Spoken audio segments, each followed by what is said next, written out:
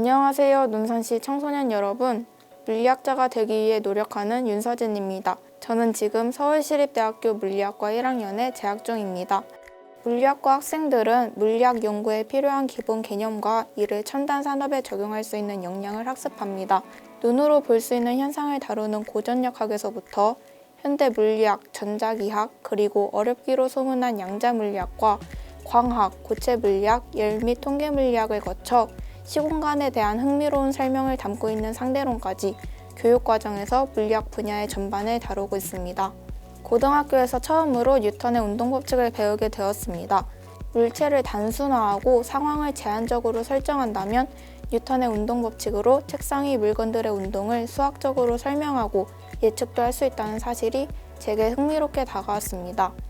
이후 물리학 관련 귀한 서적을 읽으며 물리학이 설명하고자 하는 대상이 눈에 보이지 않는 작은 입자에서부터 거대한 천체에 이른다는 것을 알게 되었고, 이 놀라운 학문을 대학교에서 좀 더 공부해보고 싶다는 생각을 하게 되었습니다.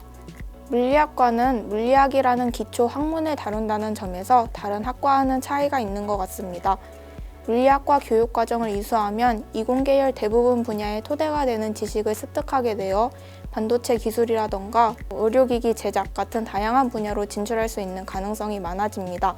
다만 이러한 점에서 4년의 학사과정이 진로와 취업을 결정하는 데 충분하지 않을 수 있습니다.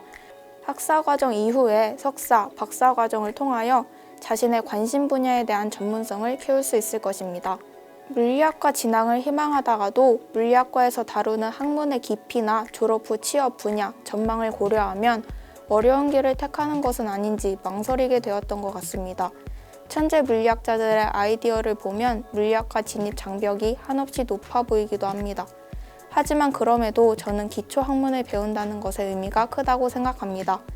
물리학에서 자연현상을 이해하는 사고방식을 학습하면서 얻는 통찰력과 논리적 사고 역량은 물리 분야뿐만 아니라 다른 분야를 학습하는 데에서도 가치를 발휘할 것입니다. 유망한 직업을 갖는 것이 행복한 미래에 다가가는 것처럼 느껴지는 것 같기도 합니다. 하지만 빠르게 변화하는 사회 속에서 그것을 정확히 파악하는 것은 쉽지 않고, 그렇다 보니 사람들이 많이 모이는 곳을 무턱대고 쫓아가게 되는 것 같습니다. 저는 여러분들이 진로에 대해 끊임없이 고민하게 되는 이 시기에 자신에 대해서 생각하는 시간을 게을리하지 않았으면 합니다. 내가 누구인지, 내가 잘하는 것은 무엇인지, 좋아하는 것은 무엇인지를 찾다 보면 자신의 능력을 가장 극대화할 수 있는 진로를 찾거나 만들어낼 수 있을 것이라고 생각합니다. 여러분께 물리학과에 대해 소개해드린 내용이 도움이 되었으면 좋겠습니다. 코로나19 대유행이 장기화되면서 직접 다양한 경험을 해보며 진로를 탐색하는 기회가 줄어든 것이 안타까운 것 같습니다. 그렇지만 여러분이 영상을 보고 생긴 궁금한 점들을 질문으로 남겨주신다면 최대한 도움이 되도록 성심성의껏 답변해드리겠습니다.